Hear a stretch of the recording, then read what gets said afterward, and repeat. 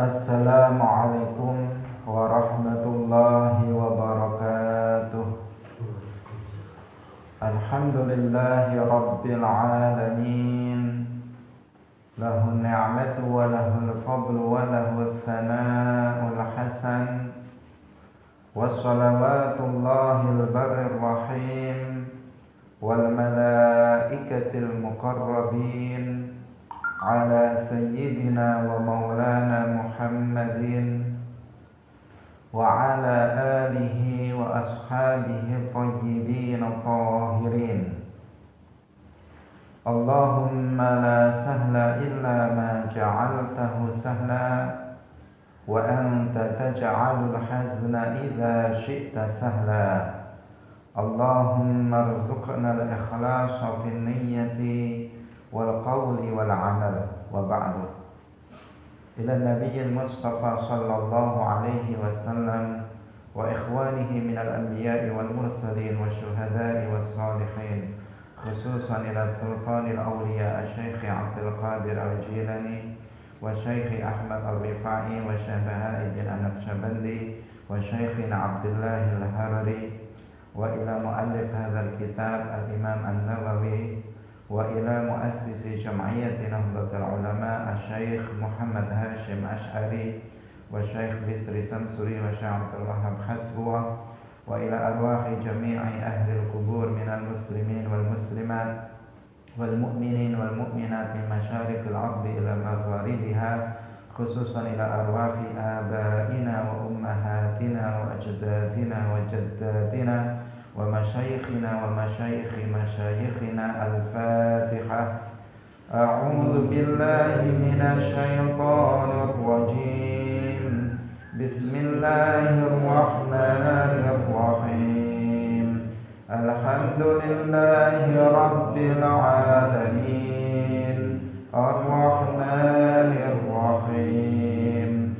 Maliki yaumiddin. Iyyaka na'budu wa iyyaka nasta'in. Ihdinas siratal mustaqim. Siratal ladzina an'amta 'alaihim ghairil maghdubi 'alaihim waladdallin. Amin. Pemirsa Madu TV, hadirin hadirat, kaum muslimin muslimat rahimakumullah. Alhamdulillah, puji syukur marilah kita sampaikan kepada Allah Subhanahu wa taala. Pada pagi hari ini Allah Subhanahu wa taala melimpahkan rahmat taufiknya kepada kita semuanya, sehingga kita kembali dapat bersama-sama.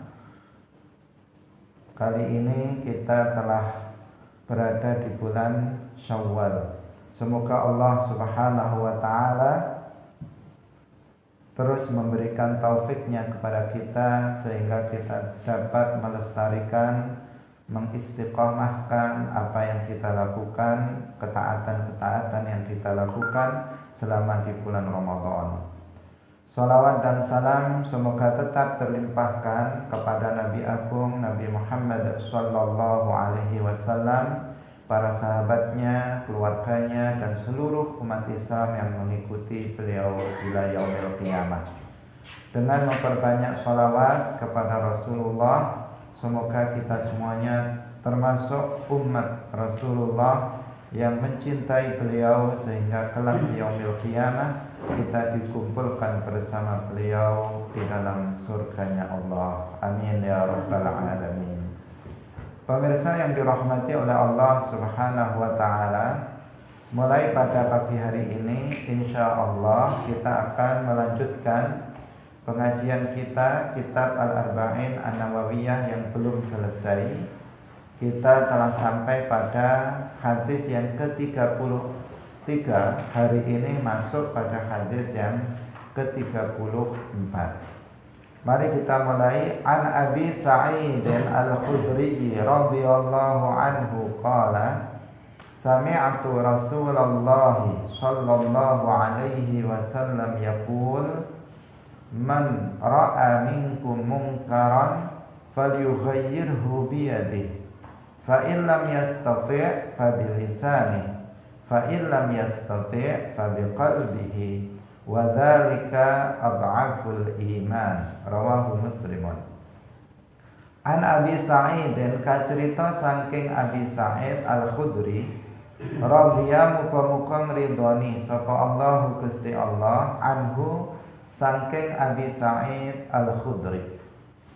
Qala dawuh sapa Abu Sa'id Al-Khudri, sami'tu was krungu sapa ingsun, was mireng sapa ingsun Rasulullah ing Rasulullah sallallahu alaihi wasallam yaqulu dawuh sapa Rasulullah, man utawi sapane wong iku ra'a ningali sapa man mingkum saking sira kabeh mungkaran ing kemungkaran falyughayyirhu maka becik merubah sapa man ing mungkar biyadihi kelawan tangane man fa illam yastati' maka lamun ora kuasa sapa man fa bilisanihi maka kelawan lisane man fa illam yastati' maka lamun ora kuasa sapa man fa biqalbihi maka kelawan atine man wa dzalika lan utawi mangkono fa biqalbihi iku adhaful iman luweh utawa paling setitike hasil. Rawahu riwayataken ing hadis sapa Muslimun Imam Muslim. Pemirsa Madu TV hadirin hadirat rahimakumullah, dari Abu Sa'id Al-Khudri radhiyallahu anhu berkata, aku mendengar Rasulullah sallallahu alaihi wasallam bersabda, barang siapa di antara kalian mengetahui sebuah kemungkaran, maka wajib dia untuk merubahnya dengan tangan. Apabila dia tidak mampu merubah dengan tangan, maka dia wajib merubah dengan lisannya. Apabila dia tidak mampu merubah dengan tangan dan lisan, maka dengan hatinya, dan itu adalah yang paling sedikit hasilnya. Hadis riwayat Imam Muslim. Pemirsa rahimakumullah, hadis yang kita kaji pada pagi hari ini menjelaskan tentang an-nahyu 'anil munkar, tentang kewajiban an-nahyu 'anil munkar, mencegah terjadinya kemungkaran. Ini biasanya satu paket dengan istilah lainnya, kewajiban lainnya, yaitu al-amru bil ma'ruf. Al-amru bil ma'ruf wan nahyu 'anil munkar. Hadis ini secara khusus berbicara tentang masalah an-nahyu 'anil munkar. Tetapi kewajiban bagi kita bukan hanya an-nahyu 'anil munkar, tetapi juga al-amru bil ma'ruf, memerintahkan perkara yang ma'ruf dan mencegah perkara yang mungkar. Apa kriteria perkara itu disebut al-ma'ruf, dan apa kriteria perkara al-mungkar? Perkara tersebut disebut kemungkaran. Jadi kapan suatu perkara disebut al-ma'ruf dan kapan suatu perkara itu disebut sebagai al-mungkar? Nah, kriterianya itu apa? Atau apa batasannya itu apa? Yaitu batasannya adalah batasan syarak. Al-ma'ruf adalah sesuatu yang dianggap baik oleh syarak. Nah, sesuatu yang dianggap baik oleh syarak. Syarak artinya Al-Quran dan hadis. Sesuatu yang dianggap baik oleh Al-Quran dan hadis itu namanya al-ma'ruf. Sedangkan sesuatu yang dianggap buruk oleh syarak, oleh Al-Quran dan hadis, itu namanya al-munkar. Jadi parameter al-ma'ruf itu bukan berdasarkan pandangan manusia, bukan berdasarkan logika dari manusia, tetapi berdasarkan pandangan Al-Quran dan hadis. Demikian juga al-munkar. Al-munkar itu penilaiannya, parameternya adalah Al-Quran dan hadis, bukan berdasarkan pandangan manusia, bukan berdasarkan logika dari manusia. Karena bisa jadi sesuatu itu dianggap baik oleh manusia, tetapi itu tidak dianggap baik oleh syara. Demikian juga sebaliknya, ada sesuatu yang dianggap buruk oleh manusia, tetapi itu menurut syara itu adalah baik. Itu bisa terjadi. Karena itu ukurannya di sini perlu kita tegaskan, ukurannya adalah syara, Al-Quran dan hadis. Karena pada hari ini banyak orang yang menggunakan logikanya, kemudian mengatakan bahwa sesuatu yang sebenarnya tidak ma'ruf dia anggap sebagai ma'ruf. Sesuatu yang tidak baik itu dianggap sebagai baik. Kebalikannya, sesuatu yang mungkar mereka anggap sebagai ma'ruf. Sesuatu yang buruk mereka anggap sebagai kebaikan. Nah, karena itu perlu ditegaskan di sini nanti kita bahwa al-ma'ruf dan al-munkar itu adalah parameternya adalah agama, parameternya adalah syara, parameternya adalah Al-Quran dan hadis. Agar seseorang nanti tidak begitu bersemangat untuk mengingkari kemungkaran, padahal yang diingkari itu bukan sebuah kemungkaran. Dia menganggap itu mungkar, padahal bukan mungkar. Dia sudah menggebu-gebu dalam mengingkarinya, padahal yang dia ingkari bukan sesuatu yang mungkar menurut agama. Atau sebaliknya, seseorang menggebu-gebu memerintahkan seseorang melakukan yang dia anggap ma'ruf, padahal sesungguhnya itu bukan perkara yang ma'ruf. Karena itu ini perlu untuk kita tekankan. Pemirsa kaum muslimin rahimakumullah, Rasulullah Shallallahu Alaihi Wasallam bersabda, "Marra'a minkum munkaran." Barang siapa yang mengetahui, dari ro'a dalam hadis ini itu artinya alima, bukan melihat. Alima itu mengetahui. Jadi pada dasarnya biasanya dalam bahasa Arab, lafaz ra'a yara itu artinya adalah melihat dengan mata. Itu biasanya seperti itu. Misalnya ra'a itu Zaidan, artinya aku telah melihat Zaid dengan mata. Dalam bahasa Arab pada umumnya seperti itu. Tetapi terkadang kata ra'a dalam bahasa Arab itu memiliki makna alima. Seperti dalam hadis ini, marra'a minkum mungkaran, artinya man alima minkum mungkaran. Barang siapa yang mengetahui di antara kalian kemungkaran. Bukan artinya barang siapa yang melihat kemungkaran di antara kalian.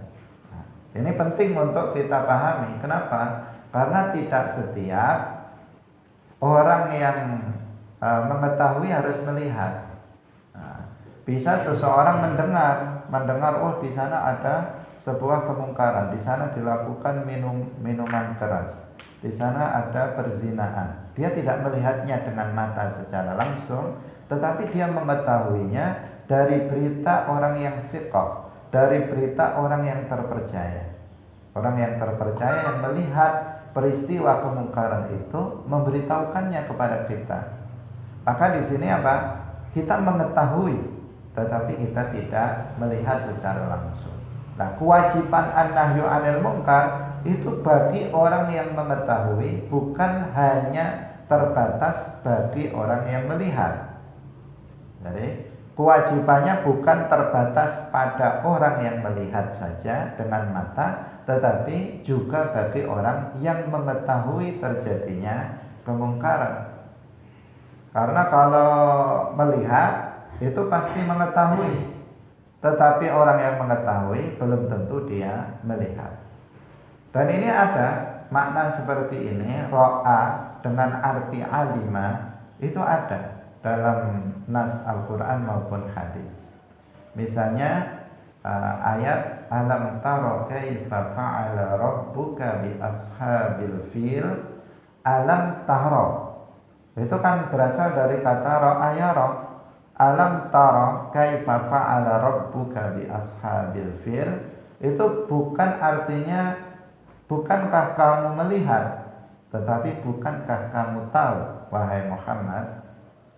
Karena khitabnya, arah pembicaraan dalam ayat tersebut itu ditujukan kepada Rasulullah. Sementara peristiwa datangnya tentara Abraha dari Yaman menuju ke Makkah, berusaha untuk menghancurkan Ka'bah dengan tujuan menghancurkan Ka'bah. Peristiwa itu terjadi pada tahun kelahiran Rasulullah. Jadi peristiwa itu terjadi, Rasulullah belum lahir. Setelah peristiwa itu baru lahir. Artinya apa? Artinya Rasulullah tidak melihat dengan mata peristiwa itu. Tapi semua orang, nggak ada orang yang nggak tahu pernah terjadinya peristiwa tersebut. Karena apa? Peristiwa tersebut itu diceritakan secara turun-temurun terjadinya oleh bangsa Arab ketika itu. Maka apa? Ketika itu Rasulullah mengetahui, tetapi Rasulullah tidak melihat secara langsung dengan mata peristiwa datangnya Abraha dengan tentara gajahnya itu. Tidak melihat secara langsung, tetapi Rasulullah mengetahui. Sehingga para ulama tafsir ketika menafsirkan ayat alam taro kaifa fa'ala rabbuka bi ashabil fil, mereka mengatakan alam taro ay alam ta'lam. Alam taro ay alam ta'lam, bukankah kamu mengetahui kaifa fa'ala rabbuka bi ashabil fil, bagaimana Tuhan kamu melakukan terhadap tentara bergajah, apa yang Allah timpakan, azab yang Allah timpakan kepada tentara bergajah yang ingin menghancurkan Ka'bah ketika itu. Jadi apa? Alam tara ay alam ta'lam. Dalam hadis ini juga demikian. Marra'a minkum mungkaran, artinya man alima minkum mungkaran. Barang siapa yang di antara kalian itu mengetahui terjadinya sebuah kemungkaran, falyughayyirhu biyadihi, maka hendaknya dia merubah kemungkaran itu dengan tangannya, dengan kekuasaannya. Apabila tidak mampu, maka dengan lisannya. Apabila tidak mampu, maka dengan hatinya. Kaum muslimin pemirsa yang dirahmati oleh Allah Subhanahu wa taala, hadis ini menjelaskan salah satu etika di dalam an-nahyu 'anil munkar. Jadi, mencegah terjadinya kemungkaran itu ada etikanya, ada adabnya, ada tata caranya yang harus diikuti oleh orang yang melakukannya. Jadi nahi mungkar, an-nahyu 'anil munkar, hukumnya wajib. Tetapi dia juga memiliki tata cara yang harus diperhatikan oleh seseorang dalam melakukannya. Tidak boleh seseorang dengan alasan nahi mungkar, tetapi justru dia melakukan kemungkaran karena tidak mengikuti ketentuan di dalam an-nahyu 'anil munkar. Nah, ini adalah satu di antaranya. Ada nanti insya Allah akan kita jelaskan beberapa etika dalam an-nahyu 'anil munkar selain ini. Tetapi sekarang kita jelaskan yang pertama ini, yang terkait dengan hadis. Yaitu yang pertama, etika dalam an-nahyu munkar yang pertama yang sesuai dengan hadis ini adalah bahwa an-nahyu 'anil munkar itu harus berdasarkan kemampuan. Saya ulangi lagi. Etika yang pertama dalam an-nahyu 'anil munkar adalah bahwa dalam melakukan an-nahyu 'anil munkar harus disesuaikan dengan kemampuan. Saya ulangi lagi, harus berdasarkan dengan kemampuan.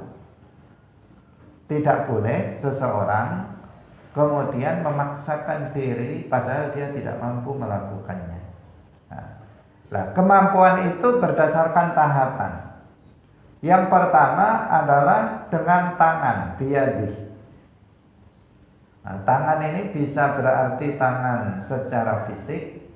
Nah, tangan secara fisik artinya dia memiliki kekuatan yang dengan kekuatan yang dia miliki maka orang menjadi takut dalam melakukan kemaksiatan.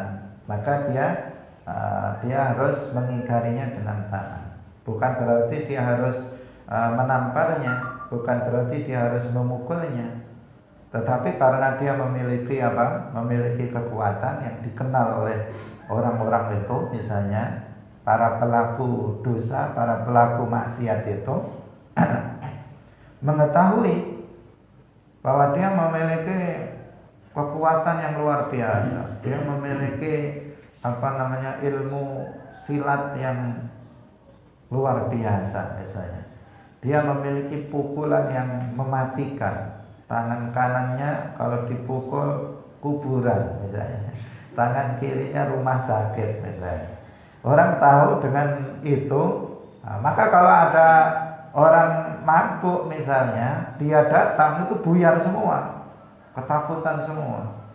Ada orang berjudi, dia datang, itu berlarian semua, takut sama dia. Maka di sini dia wajib melakukan apa? Dengan tangannya. Maka dia datang itu, dia beritahu, bubar, langsung semuanya bubar. Kalau nggak bubar, awas misalnya. Nah, itu namanya apa? An-nahyu 'anil munkar dengan kekuatan, dengan tangan. Nah, jika mampu maka wajib dengan itu, nggak boleh dengan lisan. Kalau dia mampu dengan kekuatan, maka dia mengingkarinya dengan kekuatannya. Nah, kekuatan di sini juga bisa dimaknai dengan kekuasaan. Mungkin orangnya kerempeng, tapi dia menjadi bupati. Dia orangnya nggak punya kekuatan fisik, tapi jadi presiden dia. Dia nggak punya kekuatan tangan, tetapi dia jadi Pak Camat. Dia menjadi Pak Lurah misalnya, dia menjadi kepala desa. Berarti dia punya kekuasaan. Nah, maka di sini kalau dia memiliki kekuasaan, wajib bagi dia untuk untuk melakukan nahi mungkar dengan kekuasaan yang dia miliki. Karena meskipun dia nggak punya kekuasaan, tapi orang takut. Karena apa? Karena dia di bawahnya punya anak buah, punya polisi, punya tentara misalnya. Apabila dia perintahkan, udah gitu, misalnya dia tanda tangan ini harus tutup, maka akan tutup. Suatu tempat kemaksiatan akan ditutup dengan kebijakan yang dia berikan. Ini maka wajib dia dengan nahi mungkar dengan dengan kekuasaan yang dia miliki. Nah, setiap orang itu memiliki kekuasaan berdasarkan berdasarkan wilayahnya masing-masing. Ada yang besar, ada yang kecil. Kalau Presiden Indonesia, maka berarti kekuasaannya meliputi seluruh negara. Dari Sabang sampai Merauke punya kekuasaan untuk membubarkan kemungkaran yang terjadi.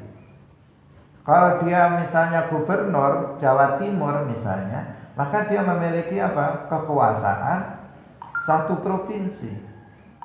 Kalau dia seorang bupati misalnya, maka dia memiliki kekuasaan satu kabupaten.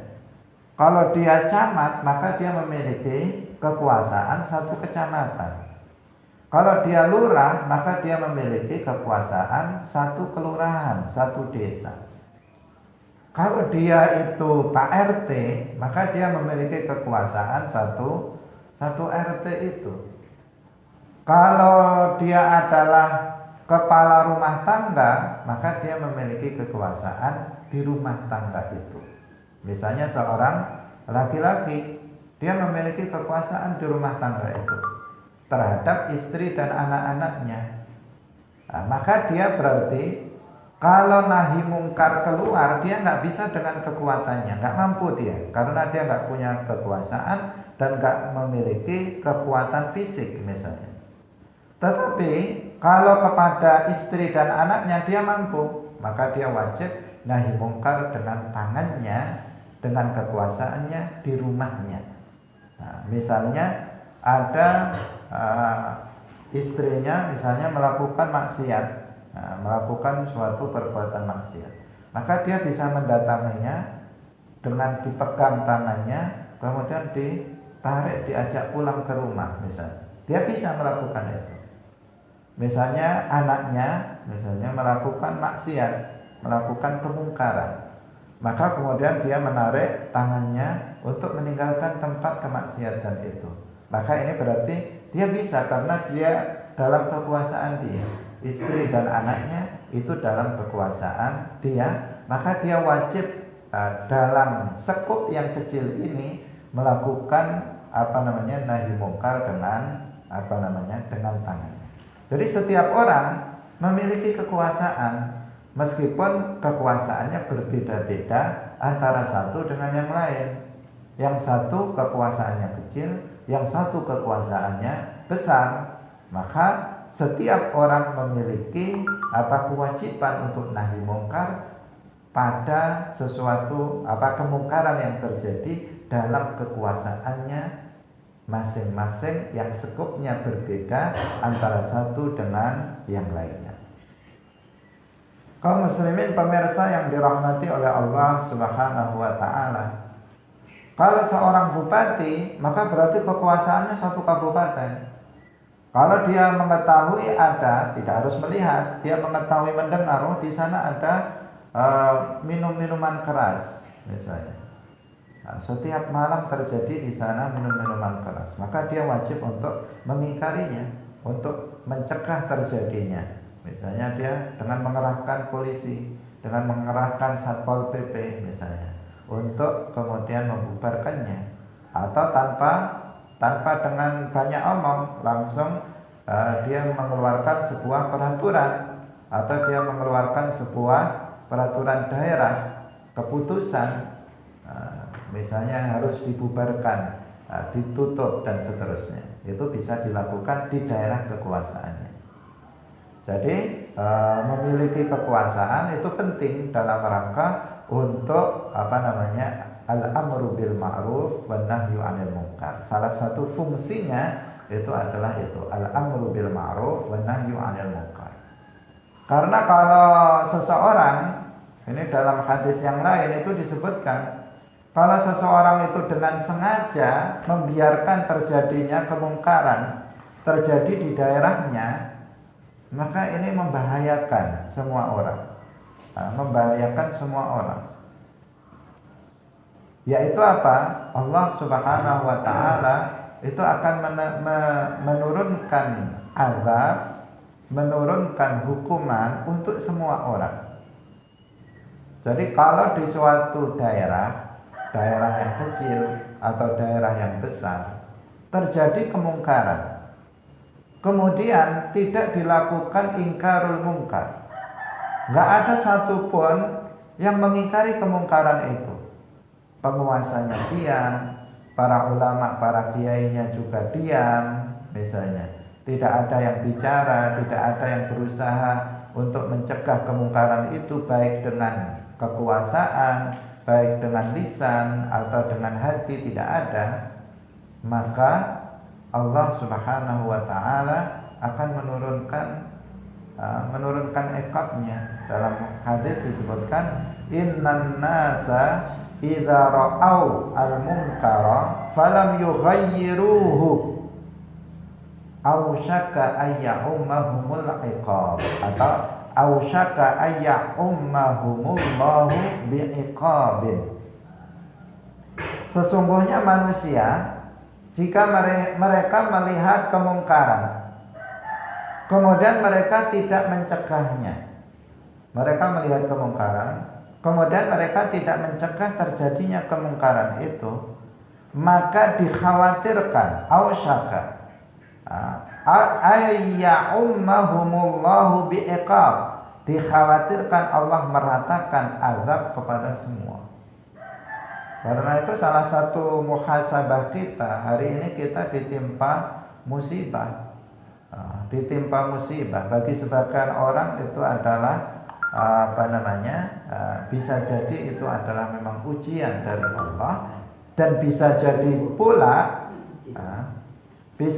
pula itu adalah azab dari Allah Subhanahu wa taala akibat dari diamnya kita terhadap kemungkaran yang terjadi di daerah kita. Bisa jadi seperti itu.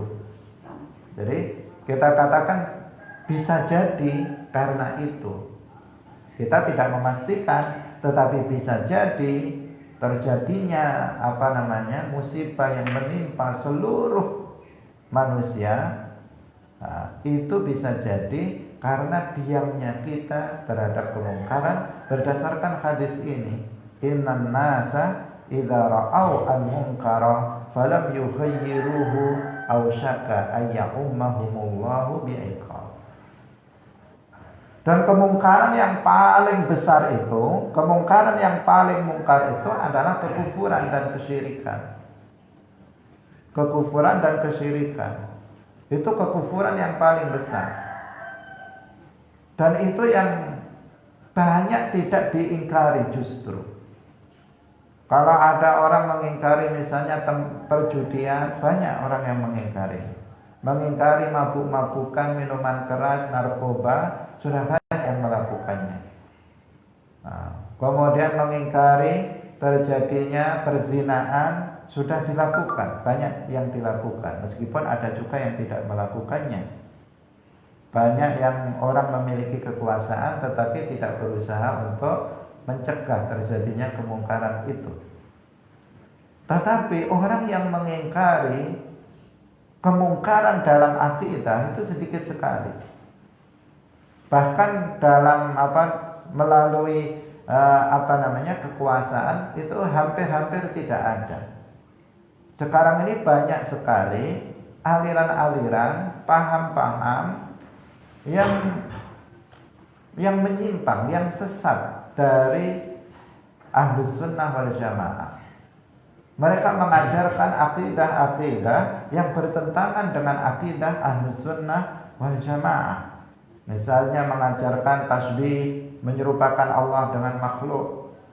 Mereka menyabarkan paham bahwa Allah itu bertempat di atas arsy, bertempat di atas langit. Allah itu seperti manusia memiliki anggota badan. Ada sekarang kelompok yang mengajarkan akidah yang seperti ini. Ini adalah kemungkaran yang paling mungkar. Kemungkaran ini lebih mungkar dari kemungkaran berzina, lebih mungkar dari kemungkaran membunuh muslim tanpa hak, lebih mungkar daripada kemungkaran berjudi, mabuk dan seterusnya. Kenapa? Karena ini adalah kemungkaran dalam akidah. Menyebarkan akidah yang bukan akidah Islam, tetapi akidah yang menyimpang dari akidah Rasulullah dan para sahabatnya. Ada juga yang menyebarkan akidah qadariyah. Ada juga yang mengajarkan akidah-akidah sesat yang lainnya sekarang merebak. Kalau kita umat Islam mendiamkan terjadinya kemungkaran yang seperti ini, maka dikhawatirkan. Di sini dikatakan ausyaka ayyummahumullahu bi'iqab. Nah, dikhawatirkan Allah akan menurunkan, meratakan azabnya untuk semua umat manusia. Karena itu kita harus mewaspadai setiap kemungkaran yang terjadi, maka kita harus berusaha mengingkarinya. Tetapi tetap dengan cara yang benar, yang disesuaikan atau yang sudah tentukan oleh syariat Islam. Di antaranya adalah sesuai dengan kemampuan yang sedang kita bahas. Nah, yang pertama, bagi orang yang mampu dengan kekuatan atau dengan kekuasaannya, maka wajib bagi dia untuk mengingkari kemungkaran dengan kekuatan atau dengan kekuasaannya. Kemudian yang kedua, jika tidak mampu, maka dengan lisan. Di sini apa? Jika tidak mampu. Artinya apa? Artinya tidak boleh memilih. Seseorang tidak boleh memilih dalam mengingkari kemungkaran. Wah, ada orang memiliki kekuasaan. Dia dia menjadi seorang pejabat nomor 1 di daerah misalnya.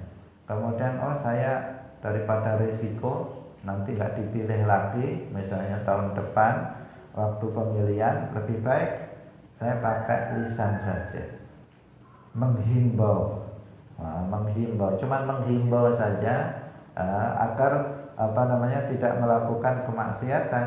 Nggak boleh. Kalau dia mampu dengan tangan, maka harus dengan tangan, tidak boleh dengan lisan. Baru apabila dia tidak mampu dengan tangan, dengan kekuasaan, dengan kekuatan, maka baru yang kedua, baru pindah yang kedua, yaitu dengan lisan. Nah, hadis ini menunjukkan itu.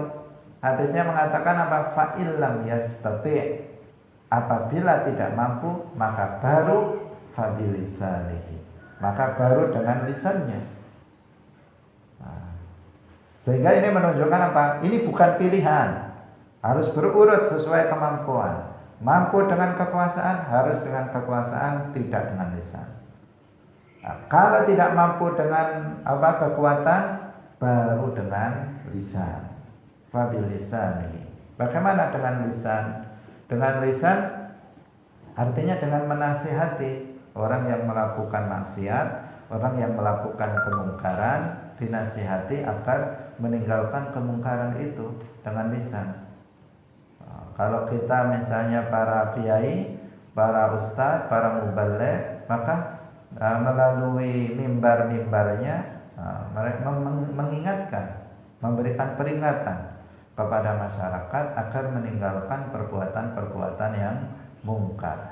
Atau misalnya secara langsung seseorang mendatangi orang yang melakukan kemungkaran, 4 mata dia memberikan nasihat kepadanya agar meninggalkan perbuatan yang mungkar. Itulah yang dengan lisan, mencegah kemungkaran dengan lisan, an-nahyu 'anil munkar bil lisan. Kalau seseorang itu mampu dengan lisan, maka wajib dengan lisan, tidak boleh berpindah ke tahap yang ketiga, fa illam yastati' fa biqalbihi. Jadi tahapan yang ketiga, apabila tidak mampu dengan lisan, dengan kekuatan tidak mampu, dengan lisan tidak mampu, fabil qalbihi, baru yang ketiga dengan hatinya. Ini tahapan ketiga, dengan hati. Kalau mampu dengan lisan, nggak boleh kemudian dengan hati. Wah, saya enak pakai hati aja. Nah, tidak bisa seperti itu. Nah, tetapi ini adalah tahapan ketika seseorang sudah tidak mampu lagi melakukan an-nahyu 'anil munkar bil yad dengan tangan dan bil lisan dengan lisan, baru kemudian dengan hati. Bagaimana an-nahyu 'anil munkar bil qalb dengan hati? Yaitu dengan mengingkari, dengan membenci kemungkaran yang sedang terjadi di dalam hati. Jadi dalam hati itu dimunculkan rasa benci terhadap kemungkaran yang terjadi. Jadi kita mengetahui ada kemaksiatan, dalam hati kita muncul perasaan benci, nggak senang dengan kemungkaran yang sedang dilakukan. Nah, itulah namanya ingkarul mungkar dengan hati. Dan itu semua orang bisa melakukannya, karena setiap orang memiliki hati. Kalau seseorang itu sebaliknya, ketika dia mengetahui sebuah kemungkaran terjadi, hatinya gembira. Hatinya gembira dengan kemungkaran yang terjadi. Lihat temannya melakukan kemaksiatan, melakukan dosa, hatinya senang. Maka di sini dia justru akan jatuh kepada dosa. Karena apa? Ar-ridho bil ma'siyati maksiyatun. Ridho terhadap kemaksiatan, rela terjadinya kemaksiatan yang dilakukan oleh orang lain ataupun yang dilakukan oleh diri sendiri, itu adalah kemaksiatan juga. Nah, maka ini harus dibiasakan oleh kita. Karena banyak di antara kita itu ketika melihat kemaksiatan itu gembira. Ada juga seseorang yang tidak memiliki kepedulian sama sekali.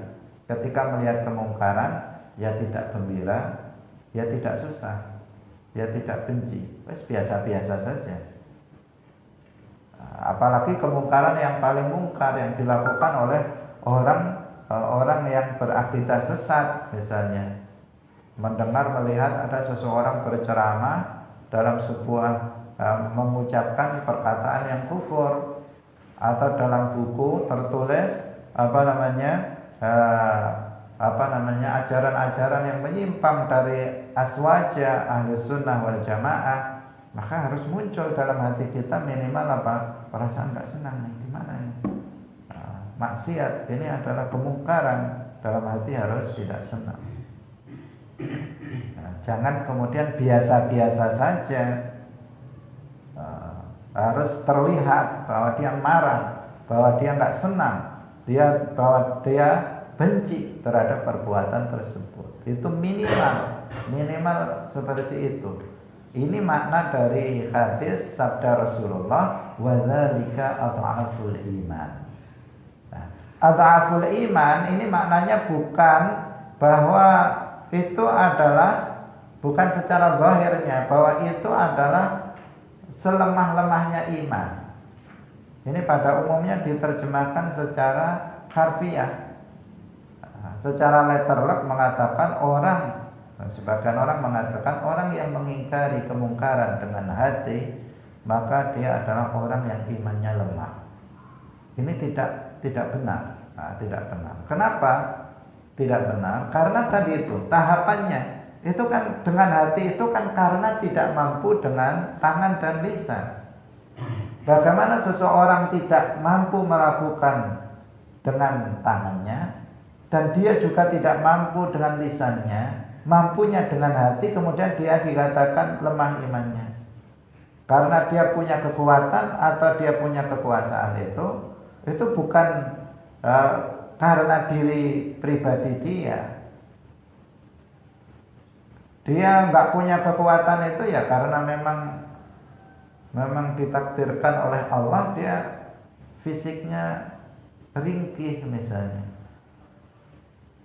Dia nggak punya kekuasaan ya dia sudah berusaha nyalon berkali-kali nggak jadi, misalnya gimana lagi misalnya. Jadi dia nggak punya kekuasaan. Artinya bukan dia sengaja untuk tidak memiliki kekuatan atau tidak memiliki kekuasaan atau kemampuan untuk memberikan nasihat dengan lisan. Karena itu selama seseorang itu sesuai prosedur, dia nggak mampu dengan tangan, dia juga nggak mampu dengan lisan, maka dia membenci dengan hati, mengingkarinya dengan hati, maka dia tidak dikatakan lemah imannya, tidak. Kecuali jika seseorang mampu dengan tangannya, mampu dengan lisannya, tetapi dia mengatakan saya milih dengan hati saja. Nah itu masalah lain itu. Jadi dia nggak mau melakukan nahi mungkar dengan kekuasaan ataupun dengan lisan, tapi dia milih dengan hati. Alasannya ya biar nggak ada risiko. Biar nggak ada risiko. Maka orang yang seperti ini itu masalah lain. Itu juga menunjukkan bagaimana kualitas daripada keimanannya. Tetapi selama seseorang itu mengikuti prosedur, dia memang nggak mampu dengan tangannya. Karena itu dia juga sudah mencoba dengan lisannya dan dia memang juga nggak mampu. Maka ketika dia mengingkari sebuah kemungkaran dengan hati, dengan membenci sebuah kemungkaran, maka dia tidak dikatakan lemah imannya. Tetapi para ulama di sini menafsirkannya dengan dua penafsiran. Yang pertama, ad'aful iman artinya adalah kemungkaran yang ad'aful iman artinya mencegah kemungkaran dengan hati, itu adalah perbuatan yang minimal yang wajib dilakukan oleh setiap muslim ketika dia tidak mampu melakukannya dengan tangan dan lisan. Jadi ad'aful iman itu adalah minimal yang wajib dilakukan oleh setiap muslim ketika mengetahui kemungkaran adalah mengingkari kemungkaran itu dengan hati. Yaitu mencegah kemungkaran, hal minimal yang dilakukan oleh seorang muslim, yang wajib dilakukan oleh seorang muslim dalam mengingkari kemungkaran ketika tidak mampu dengan tangan dan lisan adalah dengan hati. Sebagian ulama yang lain itu menjelaskan maknanya ad'aful iman artinya adalah mencegah kemungkaran dengan hati adalah nahi mungkar yang hasilnya paling sedikit. Ad'aful iman artinya aqallu famaratan, yang buahnya hasilnya itu paling minimal, paling sedikit. Kalau seseorang itu mencegah kemungkaran dengan tangan, maka hasilnya nyata, langsung ketika itu langsung hilang kemungkaran yang terjadi. Kalau dengan tangan, kalau dengan lisan itu kalau dia memang didengar, maka dia bisa langsung hilang kemungkaran terjadi. Tetapi kalau cuma di dalam hati, orang yang melakukan maksiat pun nggak tahu apa yang kita ada dalam hati kita, maka di sini paling sedikit buahnya, paling sedikit hasilnya mengingkari kemungkaran dengan hati. Itulah makna dari ad'aful iman. Jadi ada dua penjelasan dari para ulama tentang makna ad'aful iman. Sebagian mengatakan ad'aful iman artinya adalah hal minimal yang wajib dilakukan oleh setiap muslim dalam nahi mungkar adalah mengingkari dengan hati, membenci kemungkaran dengan hati. Sebagian ulama yang lain mengatakan makna ad'aful iman adalah nahi mungkar yang paling sedikit hasilnya adalah nahi mungkar dengan hati. Nahi mungkar dengan hati adalah nahi mungkar yang paling sedikit hasilnya. Dua penafsiran ini yang disampaikan oleh para ulama, dan para ulama tidak memaknainya dengan makna zahir, dengan makna harfiah, yaitu iman yang paling lemah. Tidak seperti itu. Kaum muslimin pemirsa Nabu TV yang dirahmati oleh Allah Subhanahu wa ta'ala. Kemudian ini tentang hadis ini kita sudah selesai. Tadi kita katakan itu adalah etika, tata cara an-nahyu 'anil munkar yang pertama. Ada etika yang lain yang juga harus diperhatikan. Yang kedua, yaitu bahwa an-nahyu 'anil munkar itu dilakukan terhadap kemungkaran yang mujma' alaih. Kemungkaran yang disepakati oleh semua mazhab 4. Jadi perlu kita pahami bahwa kemungkaran itu ada dua. Ada kemungkaran yang mujma' alaih, ada kemungkaran yang mukhtalaf fi. Kemungkaran yang mujma' alaih itu adalah kemungkaran yang disepakati oleh semua mazhab bahwa itu mungkar. Jadi menurut mazhab Hanafi itu mungkar, maksiat. Menurut mazhab Maliki itu maksiat, itu mungkar. Menurut mazhab Syafi'i itu adalah maksiat, itu mungkar. Menurut mazhab Hambali itu adalah maksiat, itu adalah mungkar. Artinya menurut semua umat Islam itu adalah mungkar. Itu namanya kemungkaran yang mujma' alaih, yang disepakati. Misalnya seperti berzina, itu nggak ada seorang pun yang mengatakan itu boleh. misalnya berjudi, itu semua umat Islam mengatakan itu haram. Misalnya riba, itu semua umat Islam mengatakan dia adalah haram. Syurbul khamar, minum khamar, memabukkan, itu adalah semua umat Islam mengatakan itu adalah haram. Nah, maka itu berarti apa? Itu kemungkaran yang mujma' alaih. Yang seperti ini harus diingkari. Yang seperti ini yang wajib untuk diingkari oleh setiap muslim. Nah, yang kedua, ada kemungkaran itu yang mukhtalafi, masih diperdebatkan tentang kemungkarannya. Sebagian orang itu mungkar, sebagian orang itu tidak mungkar. Misalnya ada seorang laki-laki, memakai celana pendek sehingga pahanya terlihat. Nah, menurut mazhab Syafi'i ini kemungkaran, karena aurat seorang laki-laki itu antara pusar dan lutut, sementara paha dia terlihat. Maka ini adalah sebuah kemungkaran menurut mazhab Syafi'i. Ya. Tetapi dalam mazhab Maliki itu bukan kemungkaran, karena dalam mazhab Maliki aurat seorang laki-laki itu hanya kubul dan dubur. Kubul dan dubur, jalan depan dan jalan belakang. Sehingga kalau seseorang laki-laki memakai celana dalam saja, itu sudah menutup aurat. Nah, sehingga kalau ada orang main sepak bola misalnya memakai celana pendek, itu bukan kemungkaran dalam mazhab Maliki. Tapi dalam mazhab Syafi'i itu kemungkaran karena terlihat pahanya. Nah, ini berarti apa? Mukhtalafi, diperselisihkan kemungkarannya. Yang satu bilang mungkar, yang satu bilang tidak mungkar.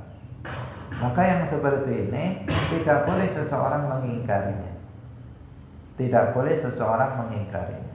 Kecuali apabila kita tahu dia bermazhab Syafi'i. Nah, kita umumnya mengikuti mazhab Syafi'i.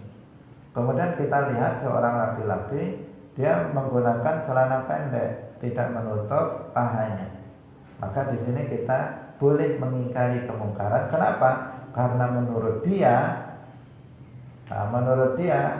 mazhab yang dia anut itu adalah kemungkaran. Tapi kalau kita tahu dia mengikuti, dalam hal ini dia mengikuti mazhab Maliki, maka kita tidak boleh mengingkarinya. Boleh kita memberi nasihat, sebaiknya kamu tutup paha kamu, sebaiknya. Itu memberi nasihat, bukan berarti dia mengingkari apa yang dia lakukan, tetapi dalam rangka memberi nasihat. Kenapa? Karena dia mengikuti mazhab Maliki, yang menurut mazhab Maliki itu bukan kemungkaran. Nah, ini harus dibedakan antara kemungkaran yang mujma' alaih, yang disepakati, dan kemungkaran yang bukan mujma' alaih. Maka yang di sini etikanya kita melihat mana kemungkaran yang wajib kita ingkari, yaitu kemungkaran yang mujma' alaih, yang sudah disepakati oleh seluruh para ulama tentang tentang kemaksiatannya, tentang kemungkarannya. Nah, kemudian yang selanjutnya, yang ketiga, berarti yang pertama tadi sesuai kemampuan, yang kedua kemungkaran yang wajib diingkari adalah kemungkaran yang mujma' alaih. Kemudian yang ketiga, tidak boleh menimbulkan kemungkaran yang lebih besar. Tidak boleh menimbulkan kemungkaran yang lebih besar, karena kemungkaran itu bertingkat-tingkat. Dosa itu bertingkat-tingkat. Ada dosa yang tidak diampuni oleh Allah, namanya apa? Dosa kufur atau syirik. Kufur syirik atau kufur ghairu syirik tidak diampuni oleh Allah. Innallaha la yaghfiru an yushraka bihi wa yaghfiru ma duna dzalika liman yasha. Dosa syirik itu dosa yang tidak diampuni oleh Allah. Ini dosa tertinggi. Tidak ada yang lebih tinggi dari itu. Nah, dosa kufur syirik atau kufur yang ghairu syirik. Baru setelah itu ada di bawahnya namanya dosa besar, al-kabair. Dosa besar itu seperti membunuh seorang muslim tanpa hak, seperti berzina, seperti minum khamar, seperti berjudi, itu semuanya dosa besar dan dosa-dosa besar lainnya yang tadi sudah disepakati tentang dosa besar. Kemudian yang ketiga adalah dosa kecil. Dosa kecil. Dosa kecil itu seperti berjabat tangan antara perempuan, antara laki-laki dan perempuan ajnabiyah, bukan mahramnya, dia berjabat tangan tanpa hail, tanpa penghalang. Itu dosa kecil. Atau misalnya melihat aurat orang lain, itu dosa kecil. Atau misalnya mencuri satu biji rambutan tetangganya, misalnya, itu juga dosa kecil. Tetapi apa? Itu juga kemungkaran. Itu kemungkaran. Dalam mengingkari kemungkaran itu nggak boleh menimbulkan kemungkaran yang lebih besar. Misalnya ada seorang yang dia mencuri satu biji rambutan. Kemudian dia beri nasihat, jangan mencuri lagi. Besoknya dia emosi, satu biji aja nggak boleh. Besok saya ambil satu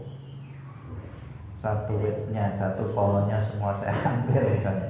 Ini kan berarti apa? Ini gara-gara dinasihati, dia emosi, kemudian melakukan kemungkaran yang lebih besar. Karena mencuri satu biji dengan mencuri satu pohon itu beda. Nanti saya tebang pohonnya semuanya. Ini kan melakukan kemungkaran yang lebih besar. Nggak boleh seperti itu. Artinya apa? Itu berdasarkan sangkaan. Ini model orangnya. Model orangnya kalau diberi nasihat bukan tambah bukan tambah mari, tetapi dia malah menjadi-jadi dalam berbuat maksiat. Semakin besar kemaksiatan yang dia lakukan, maka di sini jangan dilakukan kalau model orangnya seperti itu.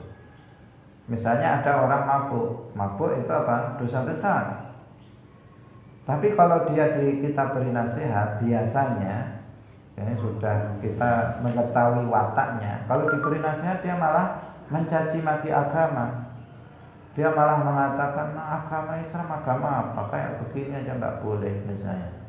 Agama jelek misalnya, agama kok dan seterusnya. Itu berarti mencaci maki agama. Mencaci maki agama Islam apa hukumnya? Kufur. Ini dosa yang tertinggi. Ini dia melakukan dosa besar, tapi karena kita memberi nasihat kepada dia melakukan kekufuran. Ini nggak boleh. Kita kalau seperti ini lebih baik jangan mengingkarinya dengan lisan, udah dengan hati saja. Nah, itu harus kita perhatikan. Jangan sampai seseorang itu gara-gara kita melakukan an-nahyu 'anil munkar, kemudian dia justru berbuat kemaksiatan yang lebih besar. Nah, yang terakhir, ini karena waktunya sudah mau habis, langsung kita singkat. Yang terakhir yaitu dilakukan dengan akhlak dan tata cara yang baik. Nahi mungkar itu harus dilakukan dengan akhlak, dengan tata cara yang baik. Misalnya kalau ada kemungkaran berupa minum-minuman keras di suatu rumah, ada orang melakukan minum-minuman keras, pesta minuman keras di sana. Maka nggak boleh seseorang kemudian datang karena dia memiliki kekuatan, misalnya polisi karena memiliki kekuasaan, kemudian rumahnya dihancurkan, rumahnya dibakar, itu nggak boleh. Karena rumah nggak punya salah. Dia apa salah dia? Kok dibakar? Bahkan botolnya pun dia nggak punya salah. Maka di sini caranya apa? Ya masuk langsung botolnya diambil, kemudian minumannya dibuang semuanya. Karena yang minuman keras ini yang haram. Kalau botolnya nanti disucikan, diisi dengan air putih atau air teh, nggak masalah. Nah, sehingga jangan kemudian semuanya dibanting, semuanya dipecah, semuanya dirobohkan, dibakar, anarkis. Itu nggak boleh. Harus pakai akhlak, harus pakai adab, harus pakai etika, harus memakai tata cara yang baik. Nah, siapa yang keliru itu siapa? Yang salah itu siapa? Yang melakukan kemungkaran itu siapa? Itu yang harus diperhatikan. Nah, karena sebagian orang berdalih mengikuti berdalih nahi mungkar, tetapi justru dia melakukan kemaksiatan. Pemirsa yang dirahmati oleh Allah, waktu telah habis, semoga bermanfaat bagi kita semuanya.